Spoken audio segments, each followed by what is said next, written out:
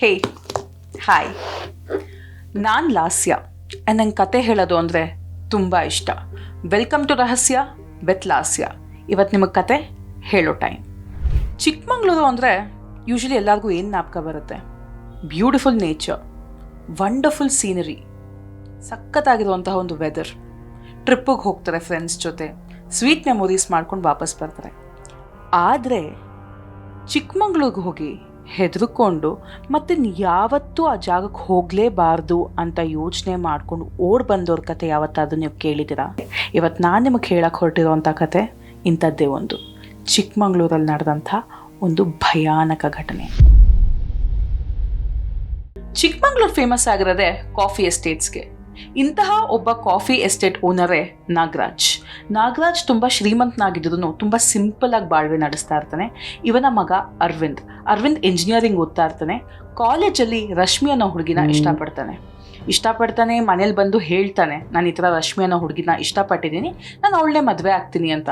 But Nagaraj ಒಪ್ಪೋದಿಲ್ಲ. ಯಾಕೆ ಅಂದರೆ ಕ್ಯಾಸ್ಟ್ ಪ್ರಾಬ್ಲಮ್, ಬಿಲ್ಕುಲ್ ಆಗದೇ ಇಲ್ಲ ಅಂತ ಹೇಳ್ಬಿಡ್ತಾರೆ. ಬಟ್ ಅರವಿಂದ್ ರಶ್ಮಿಗೆ ಮಾತು ಕೊಟ್ಬಿಟ್ಟಿರ್ತಾನೆ, ನಿನ್ನೆ ಮದುವೆ ಆಗ್ತೀನಿ ಅಂತ. ಸೊ ಎಜುಕೇಷನ್ ಮುಗಿಸಾದ್ಮೇಲೆ ಇಬ್ಬರು ರಿಜಿಸ್ಟರ್ ಮ್ಯಾರೇಜ್ ಮಾಡ್ಕೊತಾರೆ.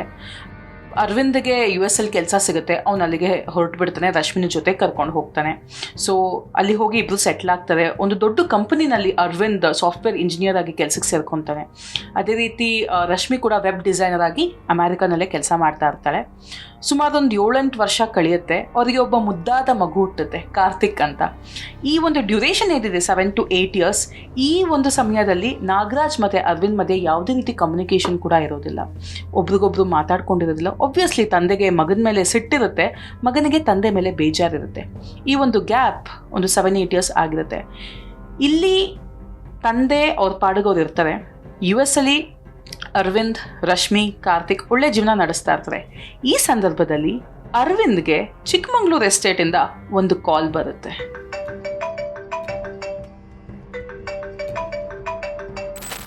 ಎಸ್, ತಂದೆ ಸಿಕ್ಕಾಪಟ್ಟೆ ಹಾಸಿಗೆ ಹೇಳ್ತಿದ್ದಾರೆ, ಆರೋಗ್ಯ ಹದಗೆಟ್ಟಿದೆ ಅಂತ ಎಸ್ಟೇಟಿಂದ ಅರವಿಂದ್ಗೆ ಕಾಲ್ ಬರುತ್ತೆ.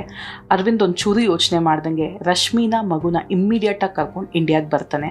ತಂದೆ ನೋಡ್ತಾನೆ, ಸಿಕ್ಕಾಪಟ್ಟೆ ಬೇಜಾರಾಗುತ್ತೆ. ತಂದೆ ಮಗ ಮನ್ಸು ಬಿಚ್ಚಿ ಮಾತಾಡ್ತಾರೆ. ತಂದೆ ಮಗನ ಕ್ಷಮೆ ಕೇಳ್ತಾನೆ, ಮಗನೂ ತಂದೆನ ಕ್ಷಮೆ ಕೇಳ್ತಾನೆ. ನಾಗರಾಜ್ ಅವರು ರಶ್ಮಿನ ಸೊಸೆಯಾಗಿ ಒಪ್ಕೊತಾರೆ. ಸೊ ಎಲ್ಲ ಸರಿ ಹೋಗುತ್ತೆ. ಮೊಮ್ಮಗನ ನೋಡಿ ಸಿಕ್ಕಾಪಡೆ ಖುಷಿ ಪಡ್ತಾರೆ ನಾಗರಾಜ್ ಅವರು. ಹೀಗೆ ಇದೇ ರೀತಿ 1 ತಿಂಗಳು ಕಳೆಯುತ್ತೆ. ಬಟ್ ಆಲ್ರೆಡಿ ನಾಗರಾಜ್ ಅವರ ಹೆಲ್ತ್ ಕಂಪ್ಲೀಟಾಗಿ ಡಿಟಾರಿಯೇಟ್ ಆಗಿರುತ್ತೆ. ಅವರು 1 ತಿಂಗಳಾದಮೇಲೆ ಸಾವನ್ನಪ್ತಾರೆ. ಬಟ್ ಸಾಯೋದಕ್ಕೂ ಮುಂಚೆ ಅರವಿಂದ್ ಹತ್ರ ನಾಗರಾಜ್ ಅವರು ಒಂದು ಮಾತು ತಗೊತಾರೆ. ನೀನು US ಬಿಟ್ಟು ಚಿಕ್ಕಮಂಗ್ಳೂರಿಗೆ ಬರಬೇಕು, ಅವರ ಬಿಸ್ನೆಸ್ ಏನಿದೆ, ಎಸ್ಟೇಟ್ ಬಿಸ್ನೆಸ್ ಏನಿದೆ, ಇವನೇ ನಡೆಸ್ಕೊಂಡು ಹೋಗಬೇಕು, ಆ ಲೆಗೆಸಿನ ಇವನೇ ಕ್ಯಾರಿ ಫಾರ್ವರ್ಡ್ ಮಾಡಬೇಕು ಅಂತ ಮಾತು ತಗೊತಾರೆ ನಾಗರಾಜ್ ಅವರು ಅರವಿಂದಿಂದ. ಸೊ ಆ ಮಾತು ಕೊಟ್ಟಂಥ ಕಾರಣದಿಂದ ಅರವಿಂದು ಕಂಪ್ಲೀಟಾಗಿ ಶಿಫ್ಟ್ ಆಗಲಿಕ್ಕೆ ತಯಾರಾಗ್ತಾರೆ. ಸೊ ಈ ಸಂದರ್ಭದಲ್ಲಿ ಆ ಒಂದು ಮನೆ ಏನಿತ್ತು, ಎಸ್ಟೇಟ್ ಮನೆ, ಆ ಮನೆಯಲ್ಲಿ ತನ್ನ ಹೆಂಡತಿ ರಶ್ಮಿ ಮತ್ತು ಕಾರ್ತಿಕ್ನ ಬಿಟ್ಟು ಅರವಿಂದು US ಶಿಫ್ಟ್ ಆಗಲಿಕ್ಕೆ ಅಲ್ಲಿ ಏನೇನಿತ್ತು ಇವರು ವಸ್ತುಗಳನ್ನೆಲ್ಲ ಅದನ್ನೆಲ್ಲ ತೊಗೊಂಬರೋದಕ್ಕೆ US ಹೊರಡ್ತಾನೆ. ಇವಾಗ ಈ ಒಂದು ದೊಡ್ಡ ಮನೆಯಲ್ಲಿ, ಆ ಊರಿಗೆ ದೊಡ್ಡ ಮನೆ ಅಂತ ಏನು ಅನ್ಸ್ಕೊಂಡಿತ್ತು, ಆ ಒಂದು ಮನೆಯಲ್ಲಿ ಇದ್ದಿದ್ದು ರಶ್ಮಿ ಮತ್ತು ಕಾರ್ತಿಕ್ ಮಾತ್ರ. ಆ ಮನೆಯಲ್ಲಿ ಒಂದು ಅಟ್ಟ ಇರುತ್ತೆ. ಸೊ ಮಕ್ಳಿಗೆ ಆಬ್ವಿಯಸ್ಲಿ ಅಟ್ಟ ಅಂದರೆ ಸಿಕ್ಕಾಬಡೆ ಖುಷಿ. ಸೊ ತಾಯಿನ ಕರೀತಾನೆ, ಅಮ್ಮ ಅಟ್ಟದ ಮೇಲೆ ಏನಿದೆ ನೋಡ್ಕೊಂಬರೋಣ ಬಾ ಅಂತ. ಸೊ ರಶ್ಮಿಗೂ ಮಗಂಗೆ ಆಟ ಆಡೋಕ್ಕೆ ಏನಾದರೂ ಸಿಗ್ಬೋದು ಅನ್ನೋ ಒಂದು ಕ್ಯೂರಿಯಾಸಿಟಿ ಮೈಂಡ್ಸೆಟ್ಟಿಂದ ಇಬ್ಬರು ಮೇಲೆ ಹೋಗ್ತಾರೆ. ಅಲ್ಲಿ ಹೋದಾಗ ಅವ್ರ ಎಕ್ಸ್ಪೆಕ್ಟೇಷನ್ ತಕ್ಕನಂಗೆ ಹಲವಾರು ವಸ್ತುಗಳಿರುತ್ತೆ. ಕಾರ್ತಿಕ್ಗೂ ತುಂಬ ಖುಷಿಯಾಗುತ್ತೆ, ಆಟ ಆಡೋಕ್ಕೆ ಏನೋ ಸಿಕ್ತು. ಯಾಕೆ ಅಂದರೆ ಈ ಹೊತ್ತಲ್ಲಿ ಅವ್ರ ಮನೆ ಕಡೆ ಯಾರೂ ಬರ್ತಾನೆ ಇರೋದಿಲ್ಲ, ಚಿಕ್ಕ ಮಕ್ಕಳಾಗಿರ್ಬೋದು, ದೊಡ್ಡವರಾಗಿರ್ಬೋದು. ಆ್ಯಂಡ್ ರಶ್ಮಿ ಕೂಡ ಕೆಲಸದವ್ರನ್ನ ಹುಡುಕ್ಲಿಕ್ಕೆ ತುಂಬ ಟ್ರೈ ಮಾಡ್ತಾ ಇರ್ತಾಳೆ. ಬಟ್ ಯಾರು ಇವ್ರನ್ನ ಮಾತು ಆಡಿಸೋದಿಲ್ಲ, ಇವ್ರ ಮನೆಗೆ ಕೆಲಸಕ್ಕೆ ಯಾರೂ ಬರೋದಿಲ್ಲ. ಮಕ್ಕಳು ಸಹ ಕಾರ್ತಿಕ್ ಜೊತೆ ಆಟ ಆಡೋಕ್ಕೆ ಬರ್ತಾನೆ ಇರೋದಿಲ್ಲ. ಸೊ ಕಾರ್ತಿಕ್ಗೆ ತುಂಬ ಒಂಟಿತನ ಕಾಡ್ತಾ ಇರುತ್ತೆ, ತುಂಬ ಲೋನ್ಲಿ ಫೀಲ್ ಆಗ್ತಾ ಇರುತ್ತೆ. ಸೊ ಅಟ್ಲೀಸ್ಟ್ ಅಟ್ಟದಲ್ಲಿ ಆಟ ಸಾಮಾನು ಸಿಕ್ಕಿದ್ದು ಅವನಿಗೆ ತುಂಬ ಖುಷಿ ಆಗುತ್ತೆ. ಸೊ ಹೋಗ್ತಾ ಒಂದು 3-4 ದಿನ ಕಳೆಯುತ್ತೆ. ಕಾರ್ತಿಕ್ ಅಲ್ಲೇ ಅಟ್ಟದಲ್ಲೇ ತನ್ನ ಒಂದು ಪ್ರಪಂಚ, ಪುಟ್ಟದಾದ ಒಂದು ಪ್ರಪಂಚನ ಕ್ರಿಯೇಟ್ ಮಾಡಿಕೊಂಡು ಅಲ್ಲೇ ಆಟ ಆಡೋಕ್ಕೆ ಸ್ಟಾರ್ಟ್ ಮಾಡ್ತಾ ಇರ್ತಾನೆ. ಮೀನ್ ವೈಲ್ ರಶ್ಮಿಗೆ ಒಂದು ದಿನ ಮೇಲ್ಗಡೆ ಸೌಂಡ್ ಬರುತ್ತೆ, ಜೋರಾಗಿ ಓಡಾಡ್ತಾ ಇರೋದು. ಅವಳಿಗೆ ಏನು ಕಾರ್ತಿಕ್ ಇಷ್ಟು ಗಲಾಟೆ ಮಾಡ್ತಾ ಇದ್ದಾನೆ ಅಂತ ಸಿಟ್ಟು ಬಂದು ಮೇಲ್ಗಡೆ ಬೈಯೋದಕ್ಕೆ ಹೋಗ್ತಾಳೆ. ಬಟ್ ಆಗ ಅವಳಿಗೆ ಆಚೆ ಕಡೆ ಹಿತ್ತಲಲ್ಲಿ ಕಾರ್ತಿಕ್ಕು ಮಣ್ಣಲ್ಲಿ ಆಟ ಆಡ್ತಾ ಇರೋದು ಕಾಣಿಸುತ್ತೆ. ಅವಳಿಗೆ ಶಾಕ್ ಆಗುತ್ತೆ. ಏನಿದು, ಕಾರ್ತಿಕ್ ಹಿತ್ತಲಲ್ಲಿ ಮಣ್ಣಲ್ಲಿ ಆಟ ಆಡ್ತಾ ಇದ್ದರೆ ಮೇಲ್ಗಡೆ ಯಾರು ಓಡಾಡ್ತಾ ಇದ್ದಾರೆ? ಇಮ್ಮಿಡಿಯೇಟಾಗಿ ಮೇಲೆ ಹೋಗ್ತಾಳೆ, ನೋಡ್ತಾಳೆ ಯಾರೂ ಇರೋದಿಲ್ಲ. It actually makes no sense ಅವಳಿಗೆ. ಸರಿ ಆಯಿತು ಅಂದ್ಬಿಟ್ಟು ಇನ್ನೇನು ಕೆಳಗಡೆ ಬರಬೇಕು ಅಂತ ಯೋಚನೆ ಮಾಡ್ತಾಳೆ. ಬಟ್ ತುಂಬ ಗಲೀಜಾಗಿರುತ್ತೆ. ಕಾರ್ತಿಕ್ ಯಾವಾಗಲೂ ಅಲ್ಲೋಗಿ ಆಟ ಆಡ್ತಾ ಇರ್ತಾನೆ. ಸೊ ಆದ್ದರಿಂದ ಸರಿ ಎಲ್ಲ ಕ್ಲೀನ್ ಮಾಡಿಬಿಟ್ಟೆ ಕೆಳಗಡೆ ಬರೋಣ ಅಂತ ಕ್ಲೀನ್ ಮಾಡೋಕ್ಕೆ ಸ್ಟಾರ್ಟ್ ಮಾಡ್ಕೊತಾಳೆ. ಆಗ ಅವಳಿಗೆ ವಿಚಿತ್ರವಾದಂಥ ಒಂದು ಫೀಲಿಂಗ್ ಆಗುತ್ತೆ. ಅವಳಿಗೆ ಯಾರೋ ಅವಳನ್ನ ಅಬ್ಸರ್ವ್ ಮಾಡ್ತಾ ಇದ್ದಾರೆ, ಯಾರೋ ಅವಳನ್ನ ನೋಡ್ತಾನೇ ಇದ್ದಾರೆ ಅನ್ನೋ ಒಂದು ಫೀಲಿಂಗ್ ಸ್ಟಾರ್ಟ್ ಆಗುತ್ತೆ. ಬಟ್ ಅವಳು ಅದನ್ನು ಅಷ್ಟು ಸೀರಿಯಸ್ ಆಗಿ ತಗೊಳ್ಳೋದಿಲ್ಲ. ಯಾಕೆಂದರೆ ತುಂಬ ದಿನದಿಂದ ಖಾಲಿ ಇದ್ದಂಥ ಅಟ್ಟ ಅದು. ಪ್ರಾಬಬ್ಲಿ ಏನೋ ಒಂದು, ಯಾಕಂದರೆ ಅವಳು US ಅಲ್ಲಿ ಇದ್ದಂಥವಳು, ಯೂಶ್ವಲಿ ಅವಳು ನೆಗೆಟಿವಿಟಿ ಜಾಸ್ತಿ ತಗೊಳ್ಳೋದಿಲ್ಲ ಮನಸ್ಸಿಗೆ. ಆದ್ದರಿಂದ ಅದನ್ನು ಇಗ್ನೋರ್ ಮಾಡಿ ಕೆಳಗಡೆ ಬಂದುಬಿಡ್ತಾಳೆ. ಬಟ್ ಎಲ್ಲೋ ಒಂದು ಕಡೆ ಅವಳಿಗೆ ಅದೊಂದು ಕಾಡ್ತಾನೇ ಇರುತ್ತೆ, ಏನೋ ಫೀಲ್ ಆಯಿತು ಅನ್ನೋವಂಥದ್ದು. ಹೀಗೆ ದಿನ ಕಳೆಯುತ್ತೆ. ಅರವಿಂದ್ ಎಲ್ಲ ವೆಕೇಟ್ ಮಾಡಿಕೊಂಡು ಇಂಡಿಯಾಗೆ ವಾಪಸ್ ಬರ್ತಾನೆ. ತಂದೆ ಬಿಸ್ನೆಸ್ನ ಟೇಕ್ ಓವರ್ ಮಾಡ್ಕೊತಾನೆ. ಸಿಕ್ಕಾಪಡೆ ಬ್ಯುಸಿ ಆಗಿಬಿಡ್ತಾನೆ. ಎಸ್ಟೇಟಿಗೆ ಬೆಳಗಿನ ಜಾವ ಹೋದರೆ ಬರೋದು ಒಂದು ನೈಟ್ ಆಗ್ತಾ ಇರುತ್ತೆ. ಎಲ್ಲೋ ಒಂದು ಕಡೆ ಅವ್ನ ಮನೆ ಬಗ್ಗೆ ಜಾಸ್ತಿ ಕಾನ್ಸಂಟ್ರೇಟ್ ಮಾಡ್ತಾ ಇರೋದಿಲ್ಲ. ಈ ಟೈಮಲ್ಲಿ ಕಾರ್ತಿಕ್ನ ಬಿಹೇವಿಯರ್ ಯಾಕೋ ಸಡನ್ನಾಗಿ ಚೇಂಜ್ ಆಗುತ್ತೆ. ತುಂಬ ಮಾತಾಡ್ತಾ ಇದ್ದಂಥ ಕಾರ್ತಿಕ್ ಇದ್ದಕ್ಕಿದ್ದಂಗೆ ಮಾತಾಡೋದನ್ನೇ ನಿಲ್ಲಿಸ್ಬಿಡ್ತಾನೆ. ಸಿಕ್ಕಾಪಟ್ಟೆ ಆ್ಯಕ್ಟಿವ್ ಆಗಿದ್ದಂಥ ಕಾರ್ತಿಕ್ ತುಂಬ ಡಲ್ ಆಗಿಬಿಡ್ತಾನೆ. ಈ ಚೇಂಜಸ್ನ ರಶ್ಮಿ ಅಬ್ಸರ್ವ್ ಮಾಡ್ತಾಳೆ. ರಶ್ಮಿ ಆಗ ಹೋಗಿ ಕಾರ್ತಿಕ್ನ ಕೇಳ್ತಾಳೆ, ಯಾಕೆ ಕಾರ್ತಿಕ್ ಏನಾಯಿತು, ನೀನು ಜಾಸ್ತಿ ಮಾತಾಡ್ತಾ ಇಲ್ಲ ಅಂದಾಗ, ಅಮ್ಮ ನಂಗೆ ತುಂಬ ಭಯ ಆಗ್ತಾ ಇದೆ ಅಂತ ಕಾರ್ತಿಕ್ ಹೇಳ್ತಾನೆ. ರಶ್ಮಿ ಅದಕ್ಕೆ ಏನಕ್ಕೆ ಭಯ ಆಗ್ತಾ ಇದೆ ನಿನಗೆ ಆಟ ಆಡೋಕ್ಕೆ ಯಾರೂ ಸಿಗ್ತಾ ಇಲ್ವಾ, ಬಾ ಅಟ್ಟದ ಮೇಲೆ ಹೋಗಿ ನಾನು ನೀನು ಆಟ ಆಡೋಣ ಅಂದಿದ ತಕ್ಷಣ ಕಾರ್ತಿಕ್ ಅಮ್ಮನ್ನ ತಪ್ಕೊಂಡು ಜೋರಾಗಿ ಅಳಕ್ಕೆ ಸ್ಟಾರ್ಟ್ ಮಾಡ್ತಾನೆ. ರಶ್ಮಿಗೆ ಒಂದು ಗಳಿಗೆ ಗಾಬರಿ ಆಗುತ್ತೆ. ಯಾಕೆ ಕಾರ್ತಿಕ್ ಏನಾಯಿತು ಅಂತ ಕೇಳಿದಾಗ, ಅಮ್ಮ ಅಟ್ಟದ ಮೇಲೆ ಮಾತ್ರ ನನ್ನ ಕರಿಬೇಡ, ನಾನು ಅಟ್ಟಕ್ಕೆ ಬರೋದಿಲ್ಲ ಅಂತ ಹೇಳ್ತಾನೆ. ಇವಳಿಗೆ ಸಿಕ್ಕಾಬಡೆ ಕನ್ಫ್ಯೂಸ್ ಆಗುತ್ತೆ.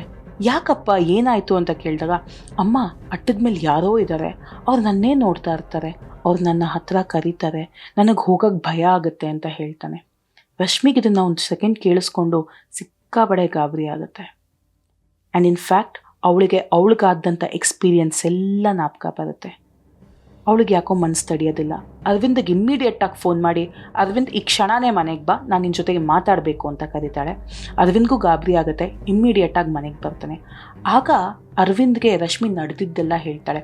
ಇವಳಿಗಾದಂಥ ಎಕ್ಸ್ಪೀರಿಯನ್ಸು, ಕಾರ್ತಿಕಲ್ಲಿ ಆಗ್ತಿರೋಂಥ ಒಂದು ಚೇಂಜಸ್, ಇದ್ರ ಬಗ್ಗೆ ಎಲ್ಲ ಎಕ್ಸ್ಪ್ಲೇನ್ ಮಾಡಿದಾಗ ಅರವಿಂದ್ ಅದನ್ನು ಸೀರಿಯಸ್ ಆಗಿ ತೊಗೊಳ್ಳೋದಿಲ್ಲ. ಅವನು ನಿನ್ನ ಮನೇಲಿ ಒಬ್ಬಳೇ ಇರ್ತೀಯ, ಅದಕ್ಕೆ ಈ ರೀತಿಯೆಲ್ಲ ನಿನಗೆ ಅನಿಸ್ತಾ ಇದೆ, ನೀನು ಯಾಕೆ ಮತ್ತೆ ವೆಬ್ ಡಿಸೈನಿಂಗ್ ಎಲ್ಲ ಸ್ಟಾರ್ಟ್ ಮಾಡಬಾರ್ದು ಅಂತ ಅವಳಿಗೆ ಸಜೆಷನ್ಸ್ ಕೊಟ್ಬಿಟ್ಟು ಹೊರಟು ಬಿಡ್ತಾನೆ. ಇವಳಿಗೆ ಏನು ಮಾಡಬೇಕು ಅಂತ ಗೊತ್ತಾಗೋದಿಲ್ಲ. ಒಂದು ದಿನ ಎಲ್ಲರೂ ಮಲಗಿರ್ತಾರೆ. ಆ ಸಮಯದಲ್ಲಿ ರಶ್ಮಿಗೆ ಅಟ್ಟದ ಮೇಲಿಂದ ಮತ್ತೆ ಸೌಂಡ್ ಬರೋಕ್ಕೆ ಸ್ಟಾರ್ಟ್ ಆಗುತ್ತೆ. ಪಕ್ಕದಲ್ಲಿ ತಿರುಗಿ ನೋಡ್ತಾಳೆ. ಅರವಿಂದ್, ಕಾರ್ತಿಕ್ ಇಬ್ಬರು ಮಲಗಿರ್ತಾರೆ. ಅದು ಅಟ್ಟದ ಮೇಲಿಂದ ಬರ್ತಾ ಇದ್ದಿದ್ದ ಸೌಂಡ್ ಮಾತ್ರ ನಿಲ್ತಾನೆ ಇರೋದಿಲ್ಲ. ಅರವಿಂದ್ನ ಎಬ್ಸಕ್ಕೆ ಹೋಗ್ತಾಳೆ. ಆದರೆ ಅರವಿಂದ್ ತುಂಬ ಸುಸ್ತಾಗಿ ಮಲಗಿರ್ತಾನೆ. ಅವಳಿಗೆ ಎಬ್ಬಿಸ್ಬೇಕು ಅಂತ ಮನಸ್ಸು ಬರೋದಿಲ್ಲ. ಒಬ್ಬಳೇ ಎದ್ದು ಅಟ್ಟದ ಮೇಲೆ ಹೋಗಿ ನೋಡ್ತಾಳೆ. ಅಲ್ಲಿ ರಶ್ಮಿಗೆ ಕಾಣಿಸಿದ್ದು ಅಟ್ಟದ ತುದಿಯಲ್ಲಿ ಒಂದು ನೆರಳು ಕಾಣಿಸುತ್ತೆ ಅವಳಿಗೆ. ರಶ್ಮಿಗೆ ಸಿಕ್ಕಾಪಟ್ಟೆ ಗಾಬರಿ ಆಗುತ್ತೆ. ಕಿರ್ಚ್ಕೊಂಡು ಕೆಳಗಡೆ ಓಡಿ ಬರ್ತಾಳೆ. ಅರವಿಂದ್ನ ಎಬ್ಸಿ ನಾನು ಮೇಲ್ಗಡೆ ಏನೋ ನೋಡಿದೆ ಅಂತ ಹೇಳ್ತಾಳೆ.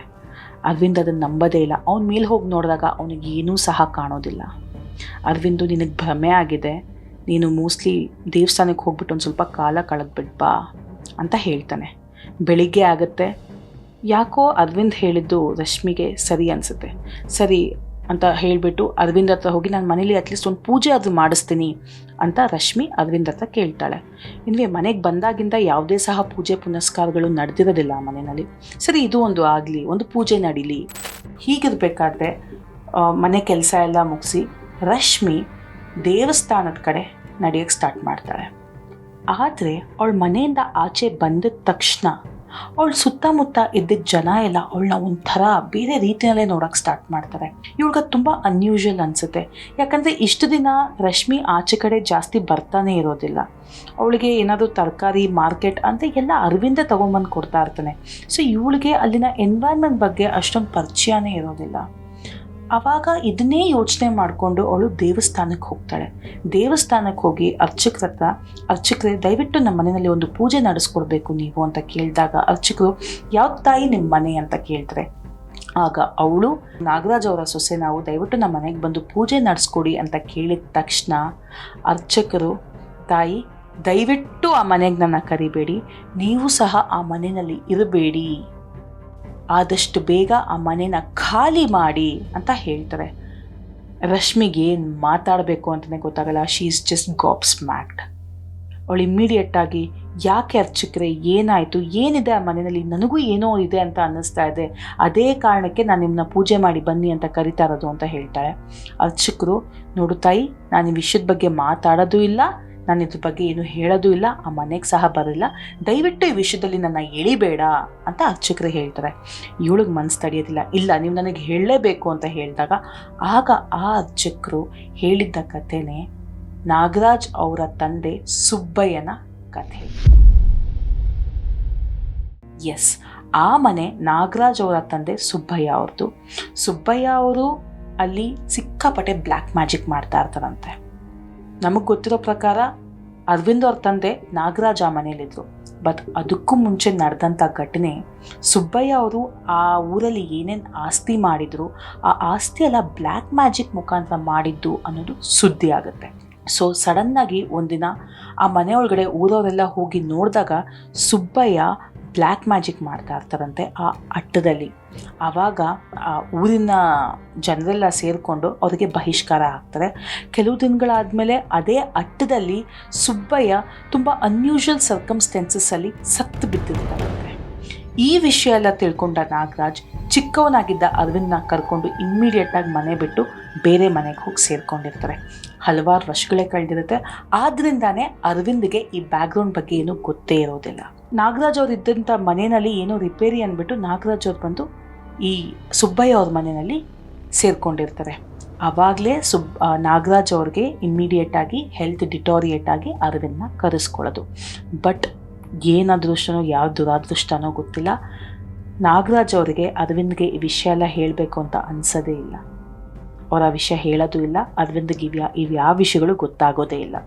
ಸೊ ಈ ಕಥೆನ ಅರ್ಚಕರು ರಶ್ಮಿಗೆ ಹೇಳ್ತಾರೆ. ರಶ್ಮಿಗೆ ಇವಾಗ ಆ ಅಟ್ಟದ ಸತ್ಯ ಗೊತ್ತಾಗಿರುತ್ತೆ. ಅಲ್ಲಿದ್ದಂಥ ಕಪ್ಪು ನೆರಳು ಯಾರ್ದು ಅಂತಲೂ ಅವಳಿಗೆ ಗೊತ್ತಾಗುತ್ತೆ. ಇಮ್ಮಿಡಿಯೇಟಾಗಿ ಮನೆಗೆ ಬಂದು ಅರವಿಂದ್ಗೆ ಕಾಲ್ ಮಾಡ್ತಾಳೆ. ಅರವಿಂದ್ ಮತ್ತೆ ಇವಳ್ದಿದೆ ರಾಗ ಅಂದ್ಬಿಟ್ಟು ಮನೆ ಕಡೆ ಬರೋದೇ ಇಲ್ಲ.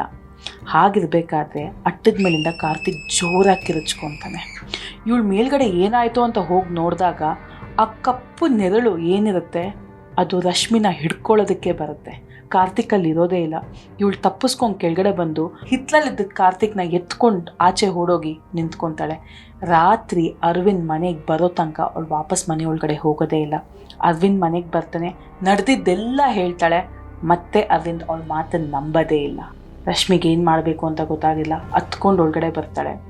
ಅವತ್ತಿನ ನೈಟ್ ಎಲ್ಲರೂ ಮಲಗಿರ್ಬೇಕಾದ್ರೆ ಈ ಸಲ ಅಟ್ಟದ ಮೇಲಿಂದ ಬಂದಿದ್ದ ಸದ್ದು ಕೇಳಿಸಿದ್ದು ರಶ್ಮಿಗಲ್ಲ, ಕಾರ್ತಿಕ್ಕಲ್ಲ.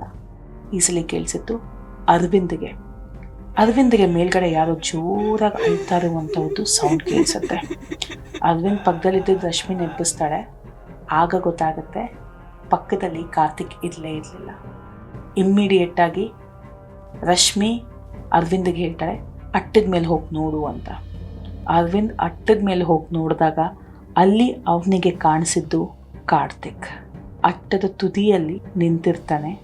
ಅವನ ಪಕ್ಕ ಅದೇ ಕಪ್ಪು ನೆರಳು ಅವನ ಕುತ್ತಿಗೆನ ಹಿಡ್ಕೊಂಡು ನಿಂತಿರುತ್ತೆ. ಅರವಿಂದ್ಗೆ ರಶ್ಮಿ ಏನೇನು ಹೇಳ್ತಾ ಇದ್ಲು, ಕಾರ್ತಿಕಲ್ಲಿ ಆಗ್ತಾ ಇದ್ದಂಥ ಚೇಂಜಸ್ ಪ್ರತಿಯೊಂದು ಸತ್ಯ ಅಂತ ಆ ಮೂಮೆಂಟಲ್ಲಿ ಗೊತ್ತಾಗುತ್ತೆ. ಇಮ್ಮಿಡಿಯೇಟಾಗಿ ಓಡ್ತಾನೆ, ಕಾರ್ತಿಕ್ ನೆತ್ಕೊತಾನೆ, ಕೆಳಗಡೆ ಓಡಿ ಬಂದು ರಶ್ಮಿನೂ ಕರ್ಕೊಂಡು ಮನೆಯಿಂದ ಆಚೆ ಓಡಿ ಬರ್ತಾರೆ. ಇಮ್ಮಿಡಿಯೇಟಾಗಿ ಕಾರ್ ಸ್ಟಾರ್ಟ್ ಮಾಡ್ತಾರೆ.